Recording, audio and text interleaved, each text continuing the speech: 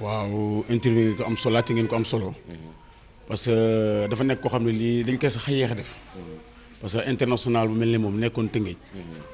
bon nekk ancien capitaine équipe nationale lu jafe. loolu dañ koy fàtte di wax. bon c'est pas pour rien quoi. mais kii depuis xale ñoo nekk di footballandoo. bon ma nettali la ay anecdote yu ndaw rek. yoo xam ne boobu nekkul professionnel boobu ñu ngi daan toog si buntu kër gi fii di football. gis nga mas nañu football yi ñëw. ñu toog fii di jongler quoi di fontu. moom en personne mu ne.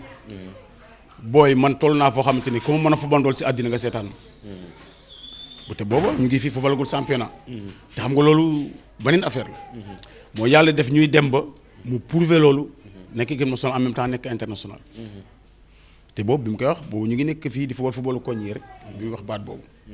bon loolu bokk na si ngëm-ngëmu nit ki quoi nga am loo xam ne gëm nga ne lii war naa fa toll góorgóorlu ba toll fa. parce que bi mu wax loolu boobu ñu nekk à base. mu ne man ku ma footballandool toll naa fa xam ne ku ma footballandool nga seetaan la. te mujj na prouver loolu. bon xam nga du Sénégal sax la ñuy wax mais le football africain footballu Afrique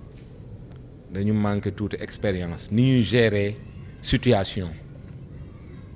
ndaxte am na foo xam ne boo fa àggee ci compétition càmbaraat mbir yi am na solo càmbaraat mbir yi mooy yow miy nekk ci terrain bi ak yow miy tàggat xale yi ak ñiy encadrer affaire bi yëpp am na nu ñuy demee dina dalal xelu d'abord ñoom ñii di football dina dalal xelu population yi mais des fois ñun dafa am foo xam ne bu ñu fa àggee rek dañuy yaakaar ne àdduna fi la yem non dañuy jël coupe bi c'est-à-dire l'appétit vient en mangeant dañu war a def étape par étape ba pare gérer ko en professionnel mais problème bi mooy ñun dañuy toll fii rek gis ne àgg nañu fële alors que en football li nekk tey moom ngay régler pour mën a àgg li nekk ëllëg dama lay jox exemple da ngay ñëw nga jouer tey benn équipe suñu club yi nañ ber tuuti équipe nationale ma def parenthèse suñu club yi dañuy jouer benn Ligue des champions wala Coupe d'Afrique des clubs gagné fii 2-0 contre un club maghrébin bu ñu demee fële waa ji dóor na 3 war 4 gestion boobu gestion résultat ak gestion du moment moom la ñu am te yooyu tamit dafa laaj suñu administrateurs yi parce qu'on a de bons administrateurs du football mais il faut que ñuy wàññi euphorie bi parce que en général bul dara amee même si population da ngay gis drapeau yi naaw fi c'est normal foog mu am ambiance et tout mais concentration bu dañee rek sa objectif da nga koy raté te des fois loolu day tax nga. waaw gannaaw bu ñu sant yàlla julli ci Yonent bi sallallahu alayhi wa sallam bon di leen gërëm seen teewaay. bon di leen jaajëfal parce que def ngeen loo xam ne lu am solo la te tudde ngeen aussi koo xam ne bon daanaka du mën a Sénégal gëpp ñëpp ko xam mais bëri na ay génération yoo xam ne man nee naa c'est regrettable que ñu xamuñu ko parce que ñun ñi nga xam ne ñoo màggandoo ak moom bëri na lu ñu xam ci moom xam nañ ne yàlla may na ko talent boo xam ne ñun may ñu ko woon te xam nañ ne doonul loo xam ne lu mu jàng la mais don la loo xam ne teel na feeñ ci moom macha allah peut-être li ñu regretté rek mooy maanaam carrière bu gàtt bi ak maanaam dog-dog yi nga xam ne jot na am ci carrière am ba nga xam ne xëy na bon fu mu turam waroon yegg ñu war ko xam tey turam jot fa yegg maanaam à travers l'Europe ou bien l'Amérique bon xëy na destin la quoi loolu yàlla dogal ne bon ci pays maghrébin yi fa lay évoluer mais xam naa ne Sénégal bu à l'heure actuelle nii bu ñu amoon ay joueurs yoo xam ne technique bi nekk ci moom ak don bi nga xam ne moom la ko yàlla may nekk na ci ñoom bon bu boobaa suñu xel dina dal ci lu bari mais nag xëy na jamono yi moo dul woon benn mais doon na koo xam ne ñun moom seede nañ ne macha allah yàlla mayal na ko talent te aussi loolu prouvé na ko xëy na gàttaayu carrière bi ak dog-dog yi moo tax xëy na fa nga xam ne nii moom la fa waroon yàggu fa. mais nag vraiment ñuy sant yàlla aussi waaw bu baax daal ci moom wax dëgg yàlla kontaan nañ ñun ci moom wax dëgg yàlla te fierté la aussi su ñun parce que xam nañ ne bon dessin moo demee nii rek mais tey am na nu mu doon demee tey ji kenn waxatu ko daal waaw parce que Sénégal fépp foo xam ne nii tey ku xam football war na fa taxaw di wax rek moom war na fa mën a taxaw di wax bu waxee ci football rek wax na lu mu xam parce que don la macha allah loo xam ne yàlla mayoon nag wax dëgg yàlla kontaan nañ lool ci yéen. si sportif africain bi lu en général sportif africain bi te concentration dafa am solo si àdduna xam nga ñàkk analyser situation yi moo tax mais boo xoolee trajectoire Algérie di nga xam ne individuellement gënuñu mais sur le plan collectif mooy li ma doon wax léegi gestion bi sur le plan collectif la ñu gagné Algérie premier match daf ñu gagné non moom moo ñu gagné moo ñu gagné 1-0 ñu dem ba ñu war a taseex moom final si premier match boobu sentir na ne ñun Coupe d'Afrique bi Sénégal rek moo ñu fi andil problème booy xool bi ñu joué final bi parce que foog ñu tëb yeneen ne Algérie moo ñu concerné parce que moom la ñu ubbeekoo moom la ñu demal final bi ñu demee ba si final bi Algérie dafa jouer avec un bloc bas mooy man dinaa def de sorte liggéey na de sorte que ne Sénégal gi ay assoom day bari mais bu ma dugal but mais daanaka première deuxième minute la ñu Algérie dugal mu maintenir bloc boobu rek en tout cas bu ma Sénégal dugal donc booy xool moom même bu dugalul woon but moment boobu day toog day takk fas wi da koy dëral rek da koy ŋalaab mu taxaw parce que loolu la doon ut contre Sénégal guddal affaire bi pour bu amee benn but dugal ko yàlla def mu teel ko dugal défendre 90 minutes loolu mu def noonu dafa sentir ne même Sénégal am na ay assaut comme ni ma wax léegi mais moom waruñu mën a dugal but ñoom ñu xool ni ñu mën a def yëpp pour déjouer attaque sénégalaise yëpp ba Sénégal booy xool dañu dem ñoom sax am na moment boo xam ne par ay compte mënoon nañ ñu mën a dugal deuxième bi doon nañ dugg jege surface de réparation bi mais xawuñu leen inquiété noonu parce que booy xool le meilleur défenseur non bon je veux dire que ki nga xamante ne apport défensif bi ki ëpp apport défensif si match boobu mooy avant-centre Algérie bi da doon wàcc ba suñu zone sax dafa am carton jaune dañ ko fi jox carton jaune donc loolu laay wax bloc ak gestion groupe bi donc ñun euphorie moo ñuy yóbbu des fois ba ñu defe ne àgg nañ fu nga xam ne àgguñu du ñu rendre compte si lii ñuy xaar mais pour wax individualité pour wax connaisseur pour wax peut-être mën nañu wax infrastructure wala moyen pour ñu wax globalement Sénégal ce qui se passe mais bu fekkente ne ànd nga ab Algérien si ab club li may wax sama soxna sële dina ma seedeel xam nga bu ma la demee ba cité la ay Youssouf Fofana ak ay Stoïkov ñoom Moussa Ndaw noonu la ñu meloon ñoom Ayanda noonu la ñu meloon ñoom Diène Faye ñoom Victor bi ñu demee foofu ay inter yoo xam ne dañu doon jouer ay Coupe d'Afrique régulièrement si seeni nation di jël Coupe d'Afrique te ñun bu Coupe d'Afrique jotee daawuñu ñu woo mais ñooñu lañ doon conganteel foofu ñun ñu nekk les meilleurs mais malheureusement ñun vision bi ñu amoon par rapport ak pays arabes yi si football bokkul donc pour wax ne la expérience boobu la ñuy ëppalee dal googu la ñuy ëppalee maîtrise boobu la ñuy ëppalee mais dàquñu football. waaw tey du nga yor Teungueth FC junior bi yaakaar naa yaay coach bi tey boo xamul woon dara si football kenn du la ko jox def nga sa carrière football man trop li nga daan def tey nga dem ba bàyyi ñu jox la club football Aliou Cissé nekk entraîneur équipe nationale toujours ñuy wax ay défaut na dem na toog na dem na toog tey moo doon wax si Aliou Cissé yow lan ngay wax. waaw bon Aliou Cissé c'est un entraîneur comme entraîneur yëpp jàng na acquérir na expérience mais dama doon wax aussi ne Abdoulaye Wade erreur bi ñu def mooy yeex ko fal mais erreur bi ñu xawoon def si Aliou Cissé mooy teel ko fal entraîneur parce que deful woon apprentissage mais dama wax bi ñu defoon laa si Aliou Cissé parce que tey acquérir na expérience mais équipe nationale doyul pour acquérir expérience war na fekk mu ramper ba aujourd'hui fi ñuy waxee ni waroon na fekk ak temps bi mu def ak équipe nationale naam def na si ay résultats mais ñu war a gagner au moins un trophée continental ak équipe nationale A waaye nag weesul incha allah xëy na échéance yi di ñëw dinañu ko gagner pour parler de Aliou Cissé comme ni ma la ko waxee entraîneur la gagné na expérience mu ngi gérer groupe am et mu ngi collaborer ay ñu nga xamante ne xam nañu football yaakaar nañu ne contre performance yi jàlloon jàng na si lu bari pour bu ñu dugaatee si compétition incha allah Sénégal jël ko si. parce que dañu mu newoon xale mu nekk lu ndaw di fooye football booba bal nu ko neex la ci daan def lébu gi ne fi moom nag mu bëgg jëlu ay magam ci leen parce que technique am te wóolu boppam yi c'est normal parce que personnalité boobu dafa yàgg ci moom lii mën naa ko dama ci war a bokk par A ou B du question d'âge question mën-mën la mu daan ko wone di ko wone ba ñu toll ba benn période lébu gi di football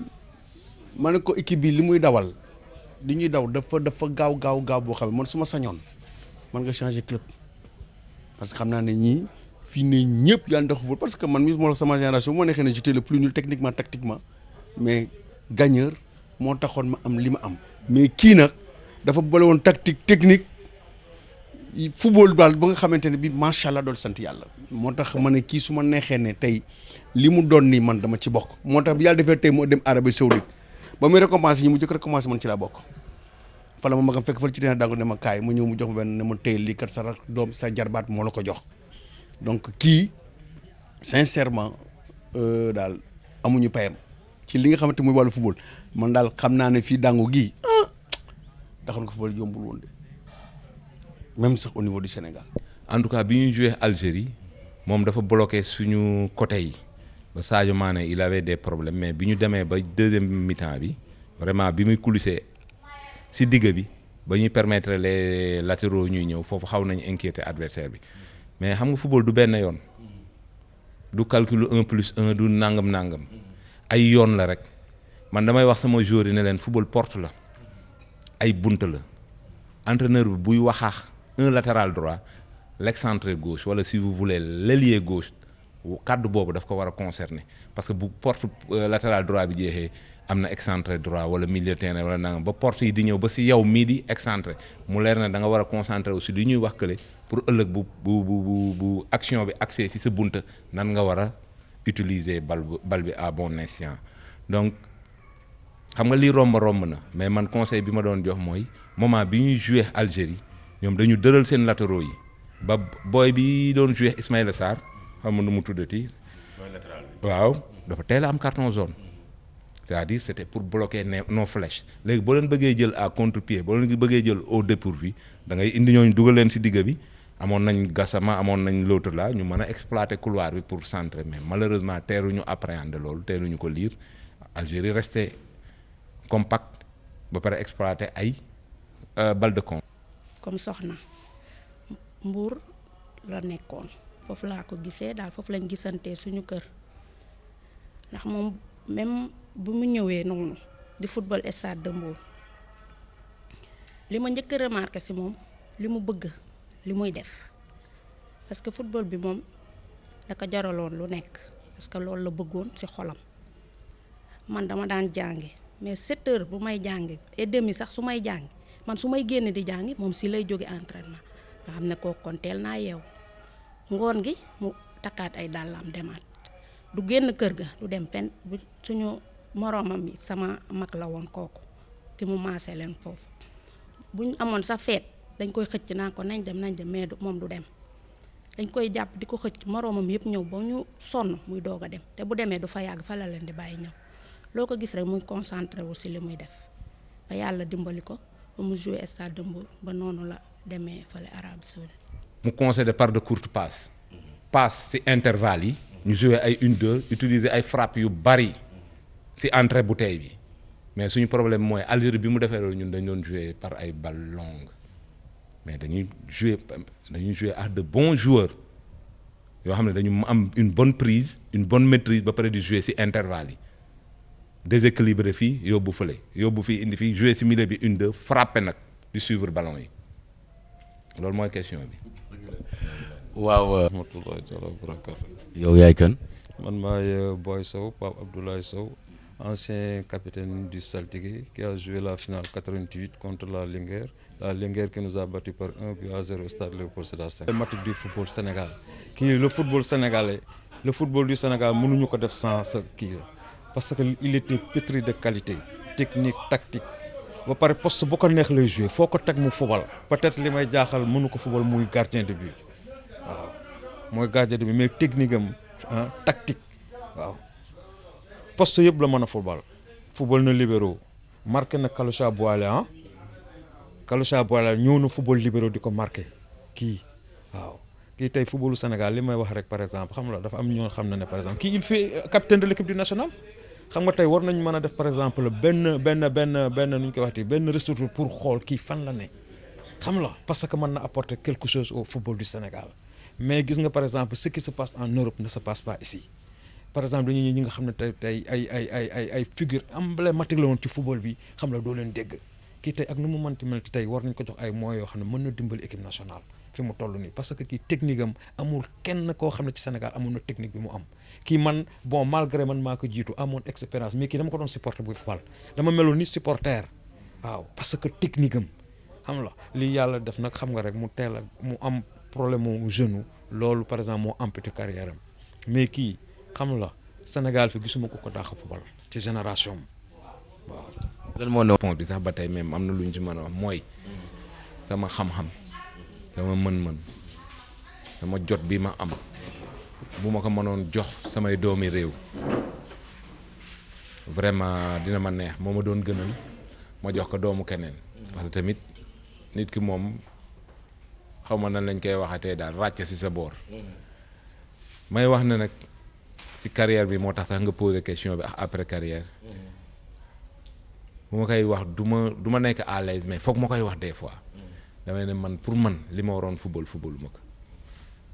te dinaa dee rek te du ma football li ma waroon football pour man li ma war a jàngale du ma ko jàngale te dinaa dee rek du ma ko jàngale loolu nag yéene bu ma am la rek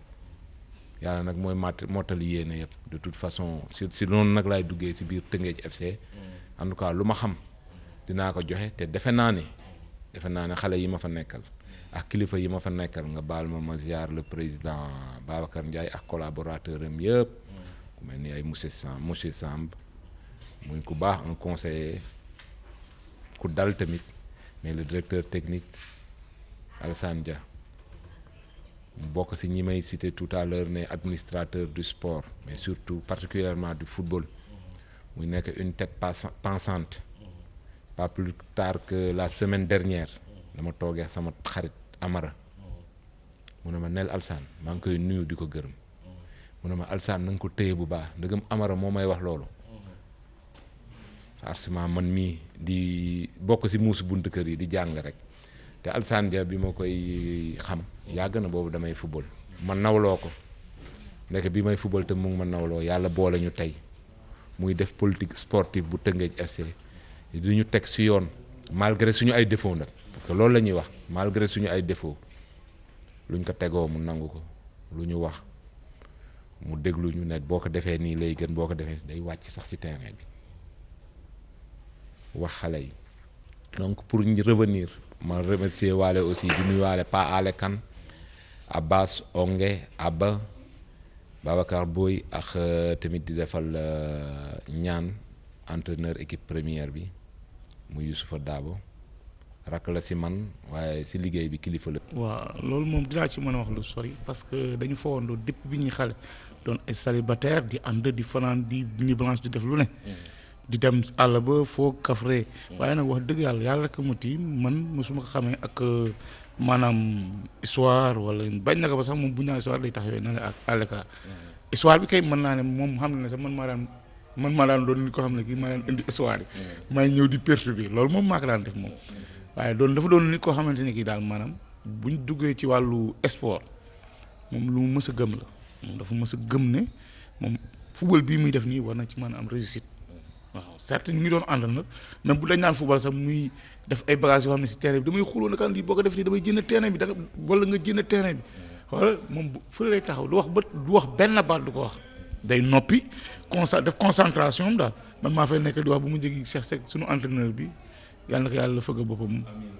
dafa tawat sax fan yii waaye yàlla na yàlla fëgg boppam mu ko defee mu def may wax ne ma ma bàyyi ko mu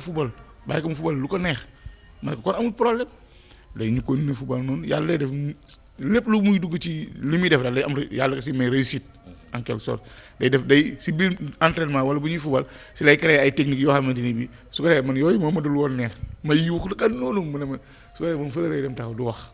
loolu moom yàlla defoon nag moom mu doon nag loo xamante ni bu ko daan def nag da si am réussite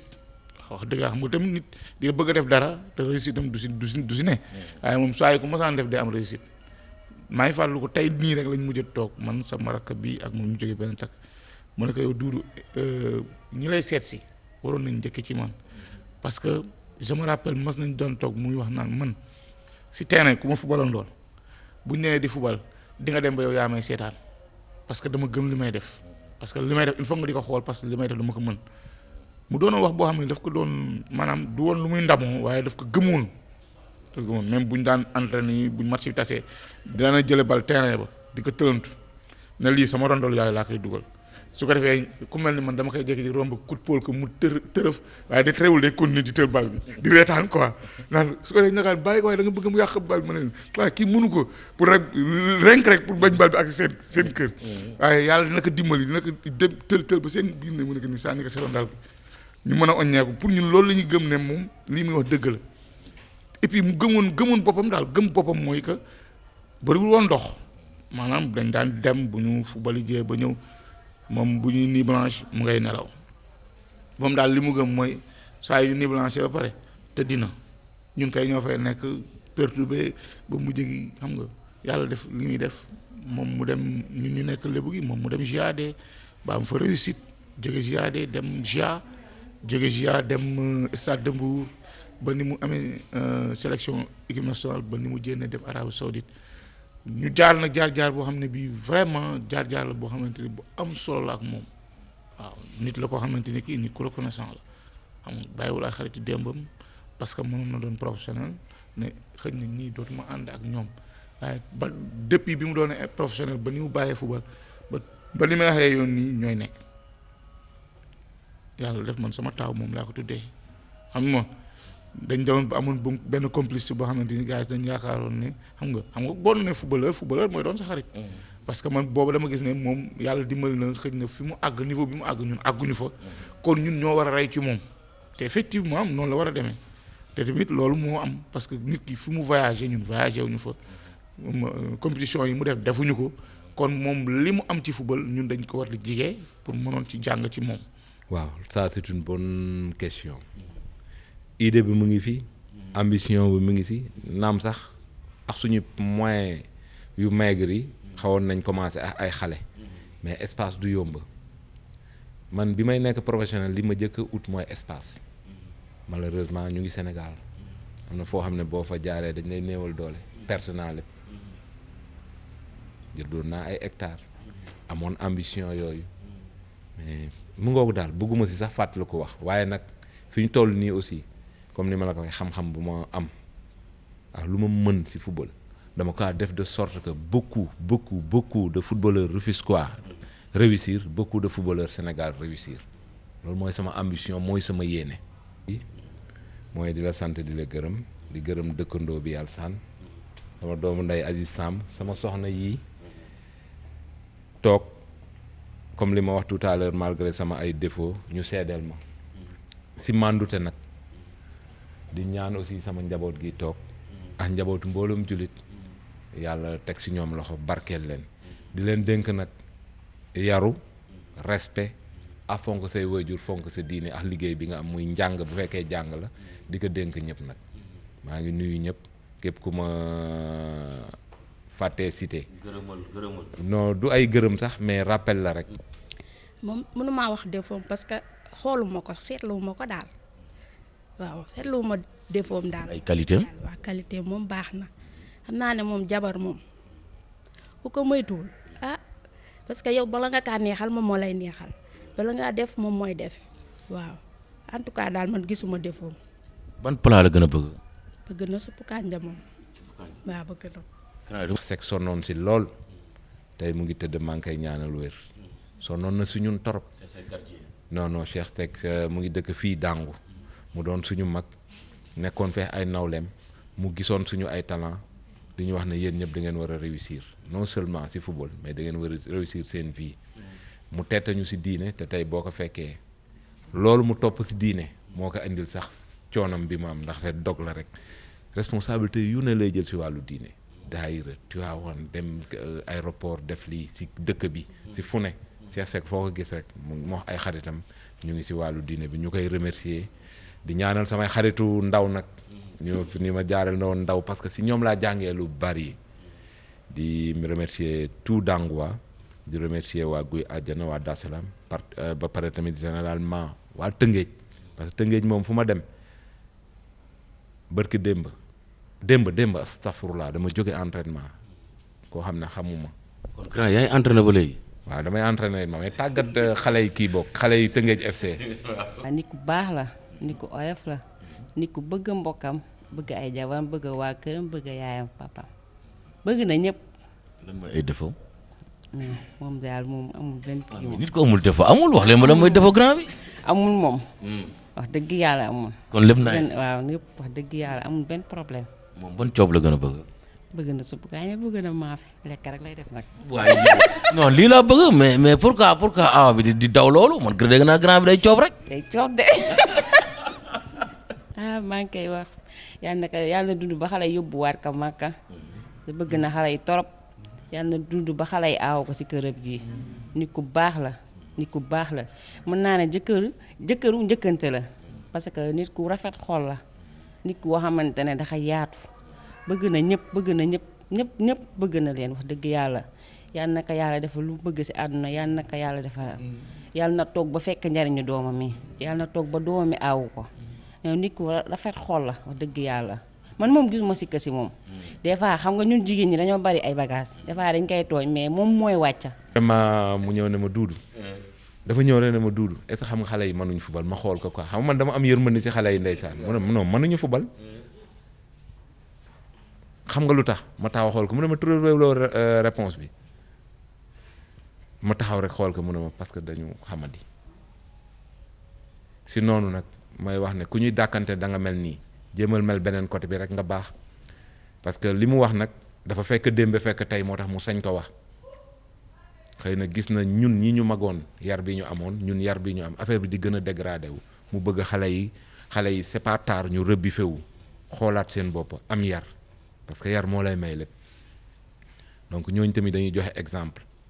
ñooñu war nañu tax ñun ñu reyante donc may wax sama xale yi may tàggat ci Tëngéej FC gannaaw ñoom laa yor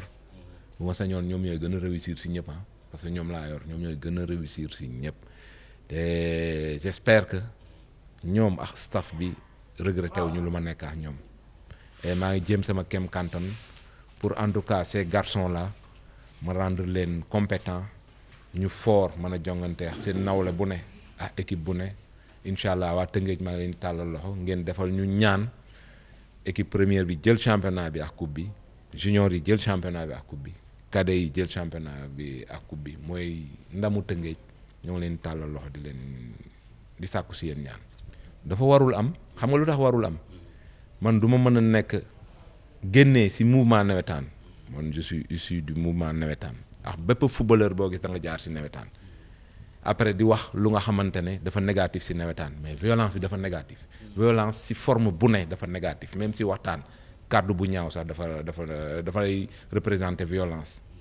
jëf ju ñaaw dafay représenter violence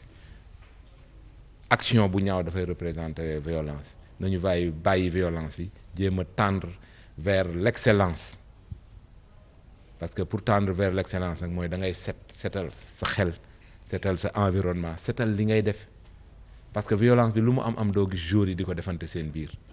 mais ñii di organiser mbir mi aussi mën nañu xoolaat mbir mi bu baax ni ma ci conseil bi may joxe rek mooy parce que yow boo yoree sa équipe ma yor sama équipe kii ne la sànnil nen ci sama camp kii ne ma bu sànnee nen sa camp da lay gagner du ma nangu nga sànni nen sama camp kon yow kii lay jox ngay sànni nen mu ngi participer ci violence boobu te dañu naan nitu diine la ki may wax ne doo fi sànni nen bi dañu naan nitu diine la te mu ngi participer ci violence bi yii di indi violence bi bokkul ci football kon nag loolu lañ ci war a dindi organisateurs yi nañuy dindi li bokkul ci football rek nga xool dootul am violence. booy seede ci moom comme dëkkandoo doy na rek jàkk ji ci biir àjjana def na fa ay gestes man dama xam loolu première jullit la bëgg na jàkk ji bëgg na waa dëkk bi man maa ngi jullee souvent bu ma demul kër suuf pour fàttaliku jamono ndax ñun lébu dañ tàmbali julli suñu grande mosquée yi kër suuf dama fa dem di cosaan boobu di fa barkeelu ji souvent ma dem jàkke murit comme je suis murit parfois ma dem jàkkee kii bi si Mamadou Fadal fii Chérif vendredi passé maam ñoo fa julleendoo souvent dañuy bokk sàpp mais dama koy gis waa ñu génn nuyoo mu doon ku baax gi àjjana gi seen wax dugg maison par maison di wax kan mooy Doudou Sow dañu laa wax daal nit ku ëmb la ngi ku baax a ngi nii ku mën a bokk alal di dem ci mag ñi day fréquenté mag ñi nga gis nii de am na benn paa bu dëkk fii ci ginnaaw defe naa boo fa demoon sax moom fa la wax jigéen fa di seen paa pour dëkk seet man dafay dem di fréquenté parce que man sama âge bi ma ne sax ma fréquenté paa yi mais damay am benn diis boo xam ne dafa mën dem mais moom day fréquenté foofu te paa boo ku baax la dëkkandoo la mu ngi ci ginnaaw fa la misira mais dafa mel ni gu àjjana la bokk kilifa la xam na ki may wax moom day dem foofu ci paa boobu parce que paa bu conseiller la et puis ancien gendarme la. xam nga doone ma ay mayo kese ñooy football ay doomu aadama ñooy football mais ñu ngi toroxal aw ñam nen bi may tudd léegi ñam la yàlla moo ñu ko xewale pour ñu koy dundee waruñu ko toj mbuusu ndox usine bi ñuy defaree ndox kenn defu si xonq kenn defu si defaree mais da ngay gis ab xale bu góor bu yaakaar avenir am mu teg ndox dëgg ka te ñun Afrique dañ soxla ndox wala ñu jël orange sànni wala ñu jël kenn xamul banaana sànni loolu ay xéwal la lu ñu yàlla xéwal pour ñu koy jariñoo mais defuñu ko pour yooyu boo bëggee nag nga saraxel mais bu ko sànni bu ko yàq boo ko yàqee même boo gañee bul def ne looloo la gañeloo mais yàlla mu ngi lay waajal lu nga xamante ne musiba la donc nañu moytu violence bi nañu jongante ci respect adversaire dafay respecter adversaire am kii Aziz sax man na ma seedeel man musuma am problème ak adversaire musuma am problème ak arbitre xam nga la booy joué leen booy j'étais très concentré sama partenaire rek laay waxal defal lii parce que li may wër mooy yow bett la li may wër mooy néewal la doole parce que yaay sama adversaire donc damay jéem a dooleel sama partenaire pour yow ñu néewal la doole mais du ma la tal même boo ma doon dox di ma pàdd di ma def nii du ma la tal boo ma nee football maa ngi xool nan laay fexe ba nax la pour def sama partenaire bi mu dem dugali wala man ma dugali yow nga bañ a toj sama kër mais adversaire musuma am ak moom problème arbitre musuma am ak moom problème sama partenaire naam musuma am ak moom problème mais bu may waxal moom laay waxal loolu laa boole woon ci sama force man. xaw ma défaut parce que wanuma ay défaut qualité am daal xam naa ne ku baax la bëgg na tamit nit ku am jom nit ku am diine respecté nit loolu daal laa ku baax la daal mention spéciale daal la. bon di ko ñaanal rek fi mu jëm yàlla defal ko ci jàmm may ko xéewal gu bari gi nga xam ne ñëpp dinañ ci xaj aussi uuf ñëpp daal loolu daal laay tëjee yàlla defal ko jàmm gudd fan wér gi gën a yokk. ñaan ngeen raw télé yi ndaxte suñu wàll la suñu mbir la ñoo ko juddul man daal lu boo ko tëngëj damay ñaan mu ñoŋ sama TV nag ñoo ngi ñaan mu ñoŋ jëm kanam ba ngeen am ay locaux yu am doole am matériel bu am doole te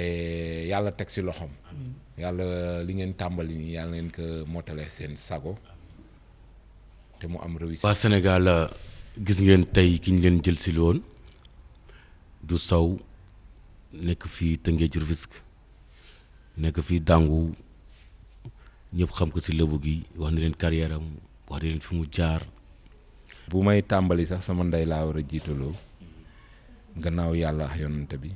ak samay ay wéyjur suñu wéyjur bu góor yàlla dafa def mu jóge fi yàlla na ko yàlla yërëm xare ko àjjana ak bépp jullit bu dëddu di ñaanal nag suñu yaay ak yaayu mbooloom jullit mu yàgg fi ajaaram sàmb mu yaay ju mën a muñ man duma mën a wax ci moom loolu di ko ñaanal gudd fan wér yàlla sàmm ko sàmm njabootam bu may dem mooy ñaan bu may ñëw mooy ñaan fu ma toll yàlla dafa def exemple rek démb gisanteew ñu dama dem entraîner match d'entraînement ma ñëw nelaw après dem benn baptême bi ma jaaree daam mu xaw a guddee ñëw fekk na tëdd na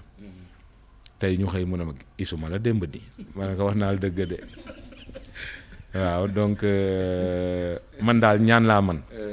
ñaanal laa lay wéy juru mbooloom jullit yàlla bàyyi leen fi wéral leen te teg loxo ci seeni njaboot sama yaay moom dama koy ñaanal particulièrement moo njabootam yëpp yàlla leen yàlla bàyyil samay frère samay sœur samay dëkkandoo samay am di jàmm maa leen di ñaanal aussi waaye ñaan gi ci maire bi lañ koy jiital rek mu law fépp maa ngi lay gërëm di la sant waaw maire bi moom bu may wax du ma mën a kii dara ci moom. comme ni ko suma grand yi waxee ñoom it ñoo nu yar jàngal nu football moom technique woon na bii façon technique ba bu daan def technique sax maax suma copain loolu xam ne man bëgguma ko wax sax ci télé bon dañ koy insulter quoi nekk vraiment li nga def nii ñun xamuñu foo ko jëlee waaw dafa demoon ba ëpp a dayoo ñun ñi daan football moom mu ëpp nu xel trop waaw mu def na carrière boo xamante ne aussi macha allah boo xoolee en général jeune bi moo ko xaw a pénaliser waaw vraiment mu doon ko mi aussi ku yaru woon si terrain du ŋaang du wax lu ñu wax mu ne noonu la man ak suma gars yëpp waaw bëgg a gagné te bal de bii yëpp dafa bëgg mu jaar si tànkaam te xam naa ne mënoon na ko loolu dafa bu baax la dafa bu am njëriñ la woon si ñun bal de bii yëpp si tànkaam la daan jaar bu ñu mësee dugal 10 bii 9 bii yi moo ko paas wala mu dugal 5 yi paas 4 yi waaw. lan mooy ay qualité am. qualité am maanaam qualité am foo ko natt rek ëpp na ko fa foo ko natt si technique ëpp na ko man bu ma neexee taxaw fii Sénégal ne moo ëpp technique si Sénégal bu ma neexee ne moo ëpp technique si àdduna ndax lu tax ma wax la loolu si biir match si lay technique am di feeñee mais door am na ñu ko ëpp technique si biti ay tël ay zongale mais si biir match nga si def ay technique yu extraordinaire mais c'est rare si jour di wax aussi waa Sénégal comme ni ko suma grand papa Sow waxee ñu jéem a seetaat ñi nga xamante ne comme ay Mamadou Sow ay Victor ay ñooñu recruter leen parce que amal nañu njariñ Sénégal parce que football fi mu ne nii dafa toll foo xamante ne ñëpp ñoo ci war a jàpp techniciens yëpp boo gisee Europe loolu nañ ñu ëppalee France boo gisee muy commencé jël ay coupe loolu moo tax dañu recruter seen i anciens joueurs teg leen di leen jàngalaat nan nay gérer jox leen club yëpp boo xoolee club ñoom ñu ngi si façon club bu ne ñu ngi Angleterre ñu ngi Espagne ñu ngi Italie ñoom ñëpp ñu ngi fépp kon donc war nañ xoolaat Sénégal ni muy doxee si sport pour nu mën a jël au moins benn coupe d'Afrique waaw. dem équipe nationale takk fa brassard jóge fa génn nekk Arabie Saoudite jaar Qatar waaw gis ngeen daal def na carrière bu riche newoon naa leen man dama jóg pour génne tanoor yi muy basket football handball course lépp incha allah bépp tanoor bu nekk fii Sénégal dinaa dem génnal leen ko wax leen ngeen fàttaliku tuuti si ay jamonoom parce que tey yéen ñii seetaan du saw am na lu mu leen jox parce que ku nekk seetaan nga ko stade am na benn anecdote bu ndaw boo xamante ne mën nga ko fàttali si moom.